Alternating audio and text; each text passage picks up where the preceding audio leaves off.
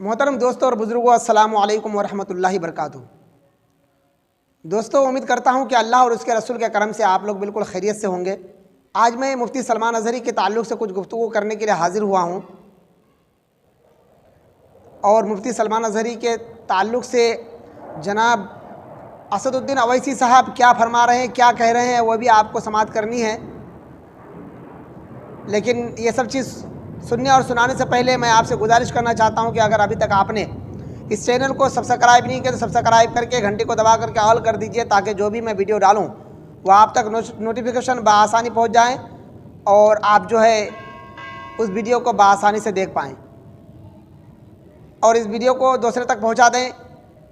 और जो भी बात अगर आपको पूछनी हो तो आप कमेंट करके पूछ सकते हैं। चलिए दोस्तों, गुफ्तगू को आगे बढ़ा रहा हूँ। दरअसल बात यह है कि मुफ्ती सलमान अज़हरी जेल में है और किस वजह से हैं, ये बात किसी से ढकी छुपी नहीं है, क्योंकि ख़बरें सुनते ही भी होंगे आप लोग।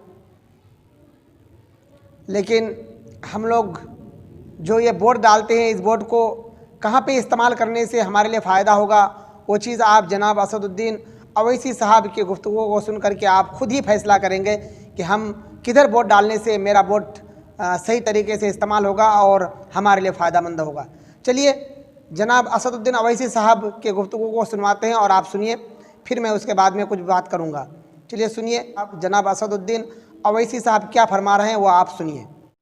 कि अगर कोई तहरीर करता है मौलाना, कोई शेर पढ़ता है मौलाना, तो उठाकर उसको जेल में डाल दिया जाता है।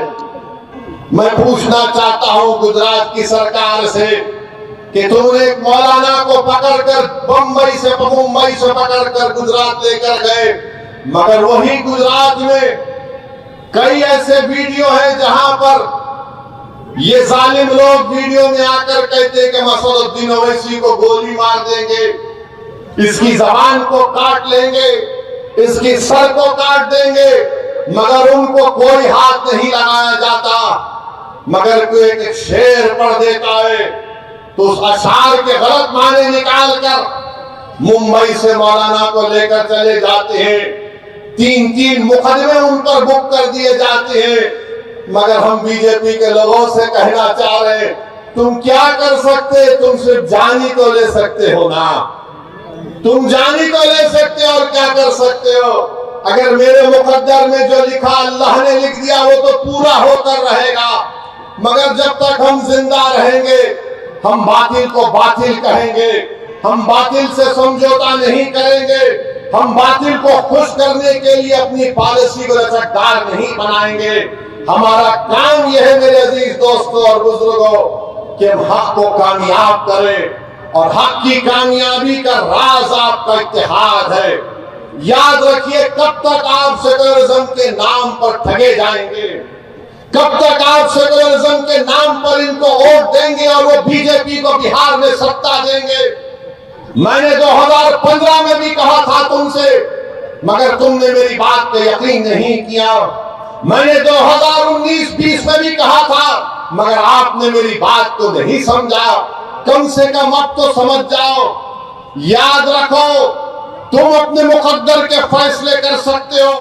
ठीक है दोस्तों, आपने जनाब असदुद्दीन अवैसी साहब के आपने गुफ्तगू को समाअत कर लिया और अब आज से हम और आपको खुद ही फैसला करना है कि इस वोट को किधर देने से मेरे लिए फ़ायदेमंद होगा। चलिए दोस्तों, अब मैं अपनी गुफ्तगू को ख़त्म कर रहा हूँ और आगे जैसे ही खबरें मेरे पास में आएंगी तो इंशाअल्लाह मैं आपको बताता रहूँगा। अब मैं अपनी गुफ्तगू को ख़त्म कर रहा हूँ। अस्सलामु अलैकुम वरहमतुल्लाहि बरकातुहू।